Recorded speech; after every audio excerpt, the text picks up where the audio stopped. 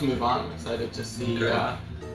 what you've done with the Angel Crisp, which is a milk chocolate with brown rice crisps. A lot of people compare it to a chewy Nestle Crunch, but since all of our chocolate comes from organic fair trade co-ops in Latin America, a lot of people think that it has a lot of fruitier notes than chocolate that comes from Africa, which is what people are used to in the more mass market candy bars.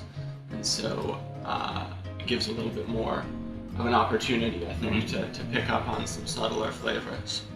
So, all of the wines I picked are Italian, but for no particular reason, but that's just kind of how it worked out. Here we have Sartorelli's Verdicchio Balciana. This is from the region of Le Marche in Italy on the Adriatic coast. Verdicchio is an indigenous varietal there, and typically it's made into an aromatic, crisp white that is one of the all-time great seafood wines out there.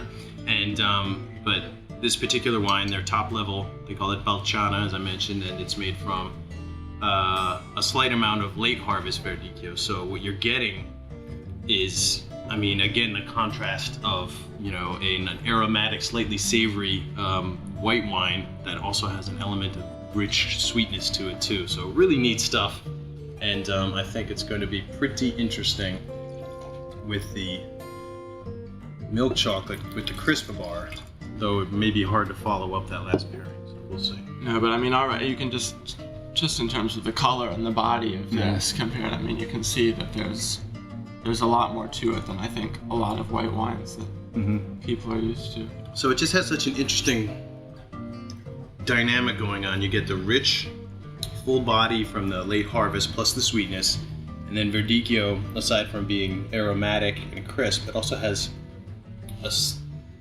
element of bitterness to it at the end. it's which is like really a neat. grassy sort of earthiness. That I think with the rice crisps ought to do well. I'm definitely psyched. Let's try it.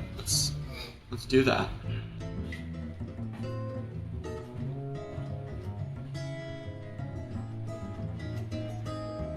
Even just having the bar in your mouth and sniffing the wine. It's just interesting how they just link up from nose to palate and kind of speak to each other. Wow. It's really just, I think, like you say, that little bit of the late harvest, something that brings a little bit of sweetness, a little bit more body to it. I've certainly had white wine with milk chocolate before, but it always feels like a battle. I need to choose one or the other, that I can't be doing both at the same time. But yeah, you never have that moment where, oh, here's the wine hitting the chocolate. That sort of impact that is sort of the hallmark of a mismatch. Right. It's like a conversation. They're back and forth, but it comes together. Yeah. It's not like an argument. Yeah. No, it's absolutely. And again, and especially as we'll see with the next pairing too, people tend to think that you want to make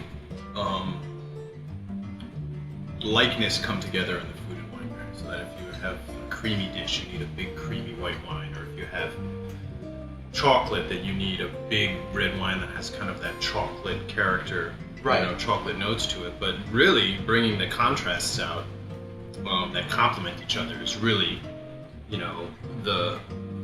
one of the great things that you can do. It's, similar to like the idea of salty and sweet that is so popular now. It's the exact same thing. I was just gonna say, I think it's really important, because I think, the idea of pairing chocolate and wine has become, very popular in the last few years, as sort of the chocolate culture has really expanded and the wine culture at the same time. But you don't tend to see a lot of different options. It's all big red wines going with really, really, really dark chocolates. Yeah, and certainly they complement each other well.